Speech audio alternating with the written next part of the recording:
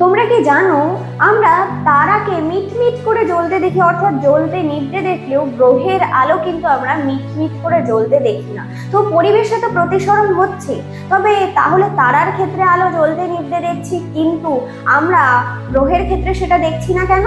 কারণ গ্রহ, তারা যত দূরত্বে অবস্থান করছে পৃথিবী থেকে তত দূরে অবস্থিত নয়, এবং এই গ্রহের যে আলো আসছে সেগুলো কিন্তু বিন্দু উৎস হিসেবে, অনেক বিন্দু উৎস হিসেবেই কিন্তু সেই আলো আমাদের চোখে আসছে। অর্থাৎ এর যে আলো কখনো কম ম্লান বা কখনো বেশি উজ্জ্বল, সেটা কিন্তু একে অপরকে, এতগুলো যেহেতু বিন্দু উৎস হিসেবে কাজ করছে, একে অপরকে ক্যান্সেল আউট করে দিচ্ছে এবং সেই আলো আমাদের চোখে স্থির মনে হচ্ছে।